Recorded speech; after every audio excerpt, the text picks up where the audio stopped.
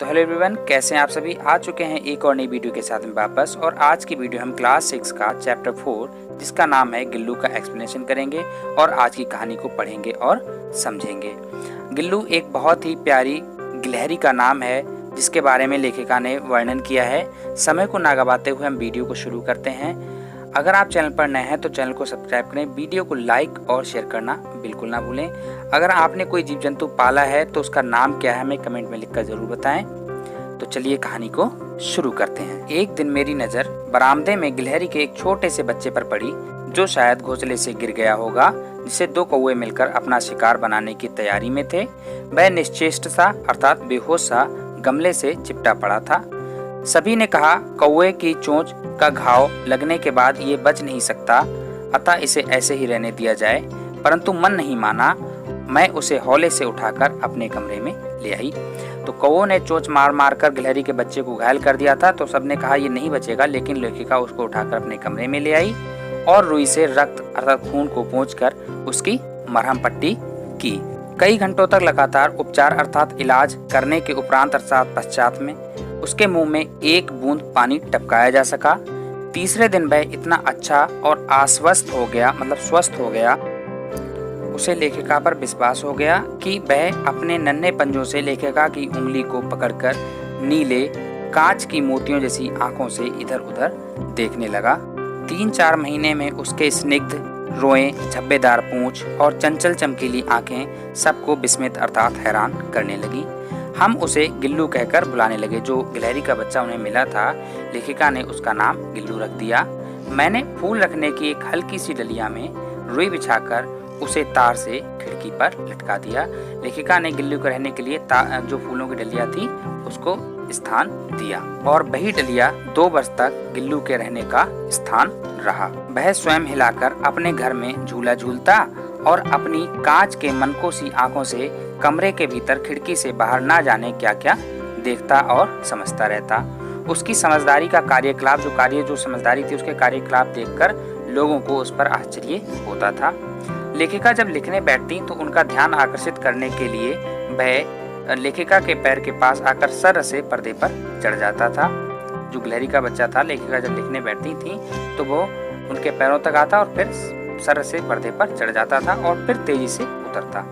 उसका ये दौड़ने का क्रम तब तक चलता जब तक मैं उसे पकड़ने के लिए न उठती। वह तब तक शैतानी करता जब तक लेखिका उसे पकड़ने के लिए नहीं उठती थी।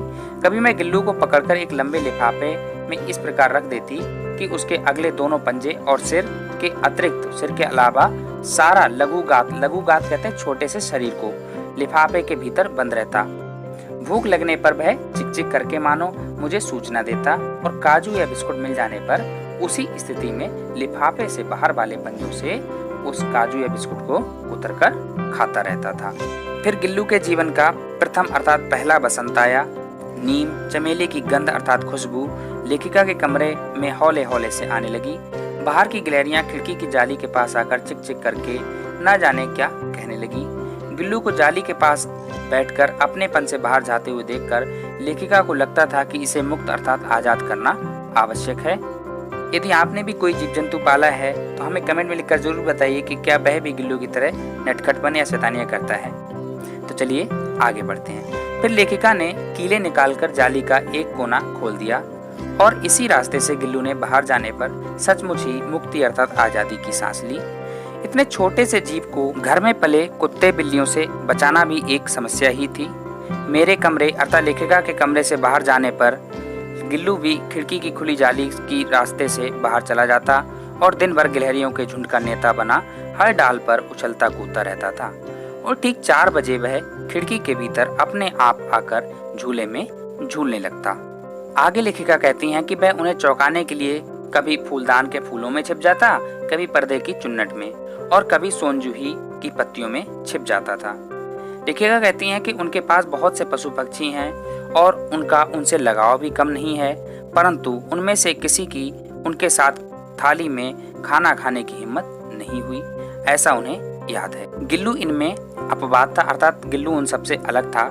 मैं जैसे ही अर्थात लेखिका जैसे ही खाने के कमरे में पहुंचती, वह खिड़की से निकलकर आंगन की दीवार बरामदा पार करके मेज पर पहुंच जाता और उनकी थाली में बैठ जाना चाहता। बड़ी कठिनाई से उन्होंने उसे थाली के पास बैठना सिखाया, जहां बैठकर वह उनकी थाली में से एक एक चावल उठाकर बड़ी ही सफाई से खाता रहता। उसका प्रिय आहार काजू था और कई दिन तक काजू ना मिलने पर वह खाने की अन्य चीजों या तो लेना ही बंद कर देता था या झूले से बाहर फेंक देता था। उसी बीच लेखिका को मोटर दुर्घटना से आहत होकर उन लेखिका की मोटर दुर्घटना हो गई थी, जिससे उन्हें चोट लग गई, तो उन्हें कुछ दिन के लिए अस्पताल में रहना पड़ा। तो सब उसे काजू दे जाते, परंतु अस्पताल से लौटकर जब मैंने उसके झूले की सफाई की तो उसमें काजू भरे मिले, जिससे ये पता चल जाता था कि वह इन दिनों अपना प्रिय खाद्य कितना कम खाता रहा। मेरी अस्वस्थता अर्थात बीमारी में वह तकिए पर सिरहाने बैठकर अपने नन्हे नन्हे पंजों से उनके सिर और बालों को हौले हौले से सहलाता था। गर्मियों में जब दोपहर में वह काम करती रहती थी तो गिल्लू बाहर नहीं जाता और ना ही अपने झूले में बैठता था। उसने उनके निकट रहने के लिए और गर्मी से बचने का एक नया उपाय खोज निकाला था। वह उनके पास में रखी हुई सुराही पर लेट जाता और इसी प्रकार वह उनके पास भी रहता था और उसको ठंडक भी लगती रहती थी। देखिए कितना समझदार जीव उन्होंने पाला था, और पाला क्या था, उन्होंने उसकी रक्षा कौओं से की थी। गिलहरियों के जीवन की अवधि जीवन आयु जो थी वो 2 वर्ष से ज़्यादा नहीं होती है। अतः गिल्लू की जीवन यात्रा का अंत आ ही गया। दिन भर उसने कुछ नहीं खाया, ना बाहर गया। रात में अंत की यातना में भी वह अपने झूले से उतरकर लेखिका के बिस्तर पर आया और ठंडे पंजों से वह उनकी उंगली पकड़कर हाथों से चिपक गया, जिसे उसने अपने बचपन की मरणासन अर्थात मरने की स्थिति में पकड़ा था।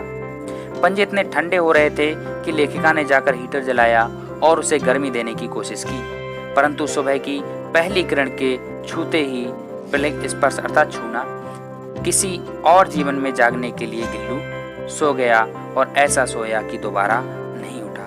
ये कितनी ही प्यारी कहानी लेखिका ने ये लिखी है।